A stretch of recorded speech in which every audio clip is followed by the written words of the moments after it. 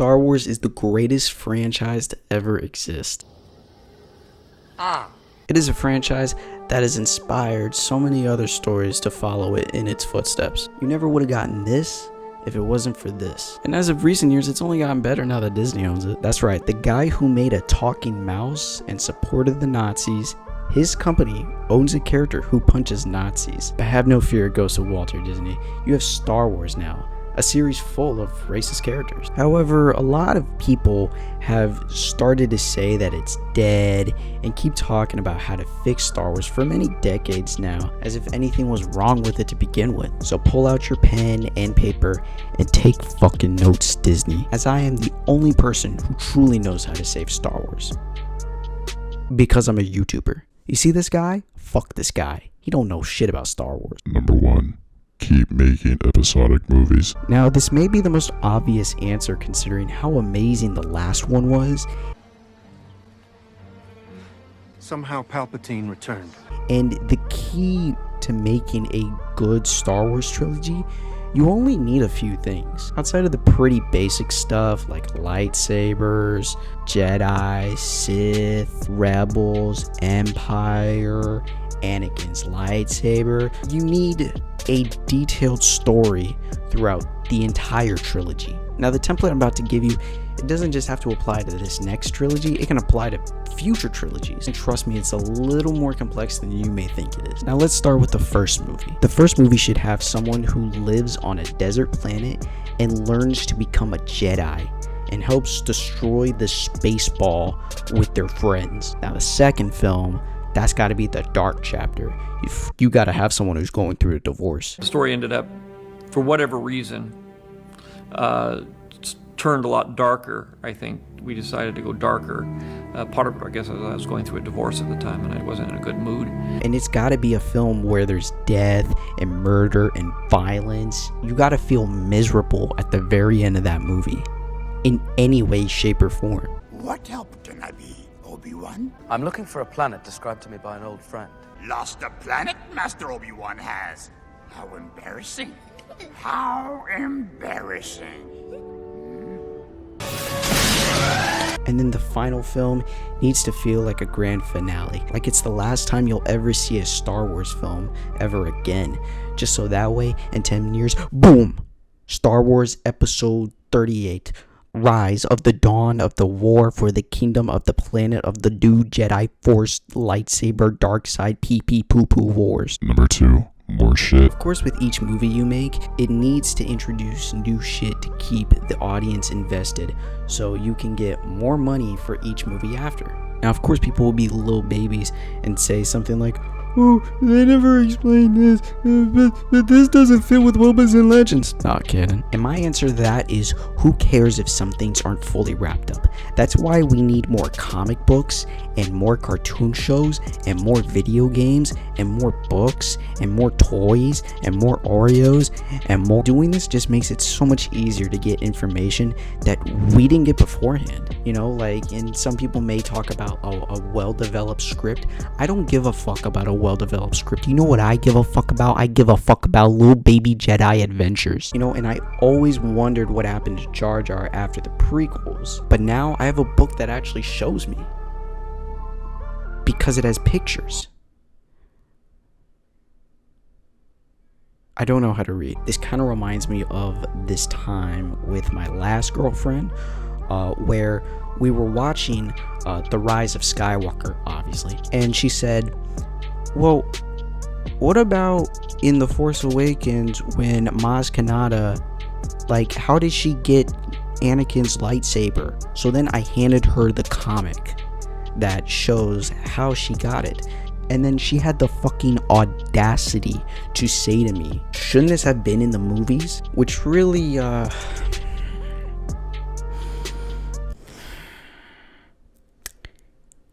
as far as where she is now, which I really don't give a fuck, but I did see her recently, and you know, after I may have broken up with her, she's not looking too good. Like, instead of looking like a sexy Gungan, now she kind of looks a little more like Chester Stone.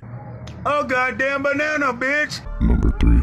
more spin-off movies. Now, this may be confusing, but when I say we need more spin-off movies, we should be getting more movies about so many of the rich and powerful and intriguing characters that deserve more screen time. We should get more time with them in their own solo film, rather than just introducing new ideas. Like, who gives a fuck about new ideas? Yeah, the fact we haven't gotten that many too is just sad. All we have is Solo. I mean, when will it be their time to shine? We need a Jabba movie. We need a Mon Mothma movie. We need a Nina movie. We need a Viceroy movie. We need a Bib Fortuna movie. We need an Admiral Akbar movie. We need a Jar Jar movie. We need a Yaddle movie. We need a Kit Fisto movie. We need a Captain Nita movie. We need a Wedge Antilles movie. We need a Hondo Onaka movie.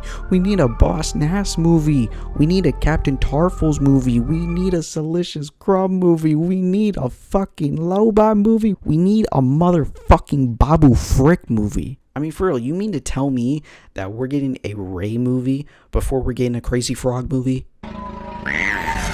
Number 4. Give me Star Wars now. Honestly, the rate in which we're getting these shows and movies is ridiculous to me. Like, we get them almost every other fucking year. It shows how great the Fast and Furious movies are by simply not giving a fuck about the quality of the films and just releasing them almost every year. We shouldn't be waiting 30 plus years to get a more thought out, careful, written, boring ass movie like Blade Runner 2049. And as of now, the next Star Wars movie isn't coming out until 2026. You know how far that is? I will definitely be dead by then. We'll probably get a new Frank Ocean album before then. But for real though, you mean to tell me we have to wait till 2026 for the Mando and Grogu movie? That's completely unacceptable. Do you know how old I'll be in 2026? Neither do I. We shouldn't have to wait till 2026. We should have it now. I mean, for another example, look at Marvel. They're putting shit out every other week and no one is complaining. Oh. Number 5, more prequels. Disney, whatever you do, please give us more prequel content. The prequels are the greatest films ever made. Number 6, more sequels. Disney, whatever you do, please give us more sequel content. The sequels are the greatest movies ever made. Number 7, not enough. Too much. There's not enough Jar Jar, not enough over-the-top unnecessary duels, too many lightsabers, not enough lightsabers, not enough ATSTs, not enough Wookiees, not enough pod racing, too many clone troopers, not enough stormtroopers, not enough Kylo Rey romance, not enough Finn Rey romance, not enough Jar Jar Padme romance, not enough Yoda Padme romance. Seeing you alive brings warm feelings to my heart. I want you to fuck me, Jerry! Not enough people saying Voodoo. Not enough Watto. Not enough Crazy Frog. Not enough Homer Simpson. Not enough racial stereotypes. Too many racial stereotypes. Oh, baby! Not enough Babu Frick. Not enough Jabba horniness. Not enough Jedi rock. Not enough changes to the original movies. Not enough McClunky. Too much Omega, not enough Rose, not enough lesbian robots, not enough L3. You need anything? Equal rights? Not enough black people, too many white people, not enough why you stuck up, half-witted, scruffy-looking nerf herder. Who's scruffy looking? Not enough Walt Jr., not enough George Lucas, too much George Lucas, not enough crack addicts, not enough coke nail, too many death sticks. You wanna buy some death sticks? Not enough trade negotiations. The negotiations were short. Not enough force healing, not enough sand. I don't like sand. Not enough midichlorians, not enough Piusa. Too many fight scenes, too many stars, too many wars, too many planets, not enough desert planets, too much Baby Yoda, too much poop shitter, too much Obi-Wan, too much Jar Jar, too much Rey.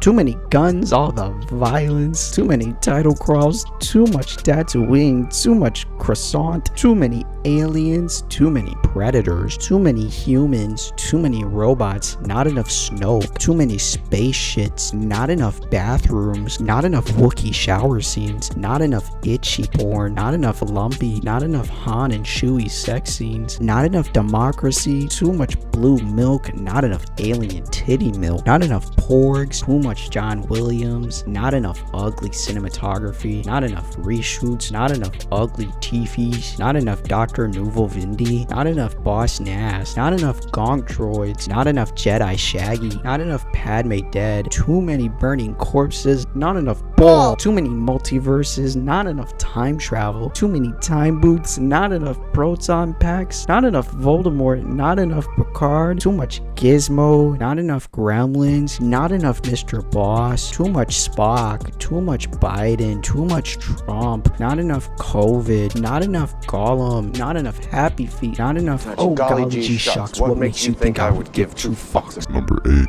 Bring back George Lucas. At the end of the day, if you truly want to save Star Wars, we need to get the man who started it all back in the director and the writer's chair. And I don't just mean for the next trilogy, I mean for the rest of the fucking franchise. What George Lucas has done for this franchise and cinema overall is amazing. I mean, for fuck's sakes, the man almost gave us Star Wars Detours, the greatest show that could have been. Yo, dudes, the Empire's pretty chill. Maybe you could, join it or something. I mean, he gave us the Star Wars Holiday Special. Finally, a Star Wars Christmas film. They always talk about how Die Hard's a Christmas film. No one gives a fuck about that. George is the king of cinema. He truly knows how to do it all. He knows how to make a scene serious.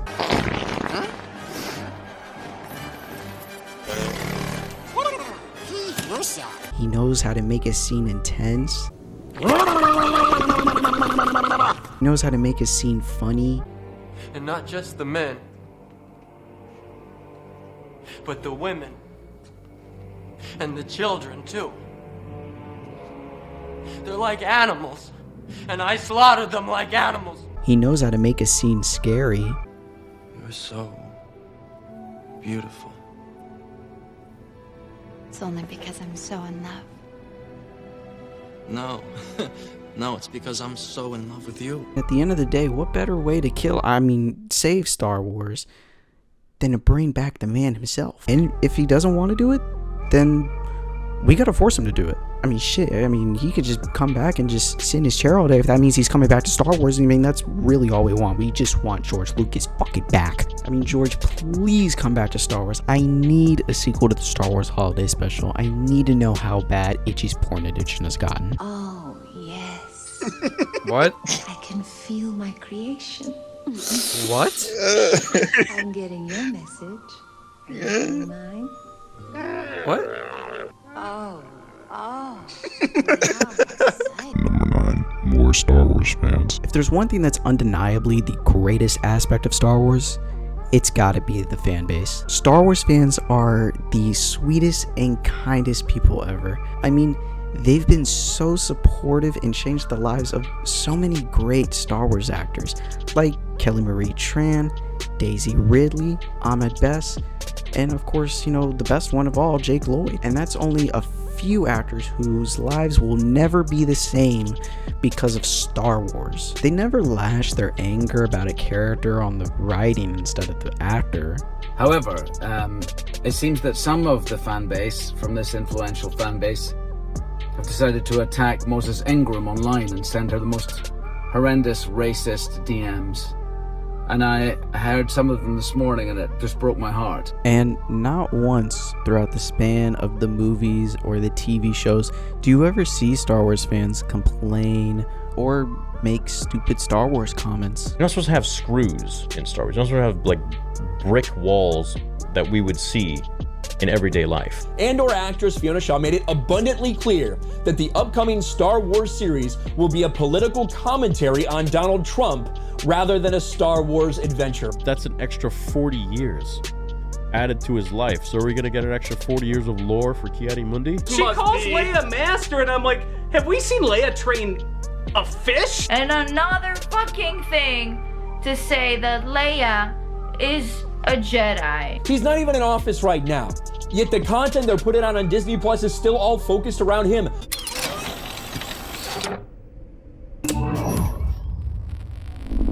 So somebody had to do it. I am the chosen one. I don't understand. How was he born before 132 BBY, but here they say 93 BBY? Jack Black just plays Jack Black. Lizzo just plays a fat bitch in space. What the freak is going on? One last look at my friends. They treated you like crap!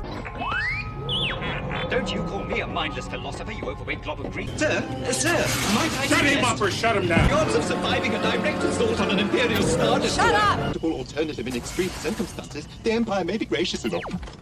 Thank you. At least she didn't twerk. I guess at least Lizzo's not twerking. Dude, they're gonna bring back Maul or something, man. I'm telling you. There's no way they're not going to. Dude, I'm gonna lose my mind. It's gonna be Maul or something. What? That's what the dark magic is?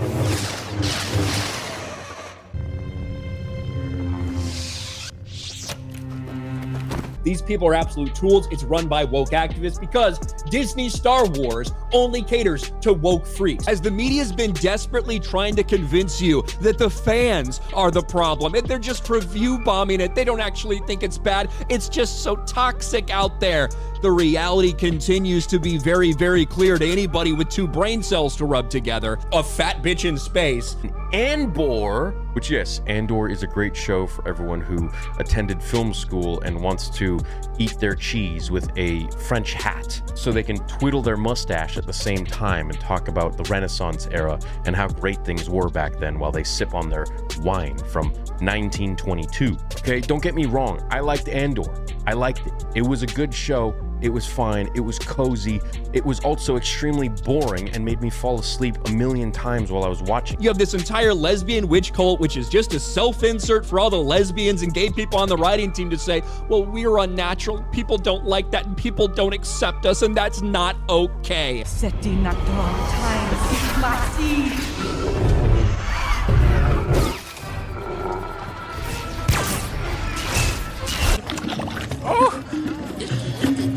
Dude, that's from my script. It also warms my heart when they show off how much they love Star Wars out in public. You know, and it could be something simple such as, you know, just wearing a simple Star Wars t-shirt or cosplaying as them out in public for no reason. Or if they have like the golden dice in their car, or even better, those assholes who have their license plates say, my co-pilot is a Wookiee. I mean, it's got to be amazing, you know, working in a drive-thru at McDonald's and then you look through the window and you see a Wookiee in the passenger seat. It's the only fan base where I truly feel like it's all love, no matter what. A fat bitch in space. And everybody expresses that love for Star Wars in many different ways, whether if that would be standing in front of a green screen and talking about Star Wars all day, or whether if that would be doing a whole skit about how something is bad about Star Wars, which nothing is bad about Star Wars, you know, or some people, they just like to come to the thought of Star Wars. Oh yeah! Oh yeah, I fucking love Star Wars! It really is nothing but love. It brings so many people together. It's like we're one big family.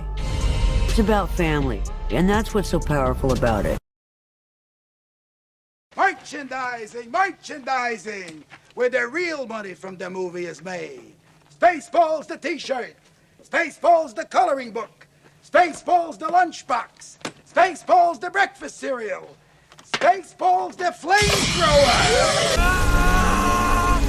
The kids love this one. Last but not least, Spaceballs the doll, me. May the Schwartz be with you.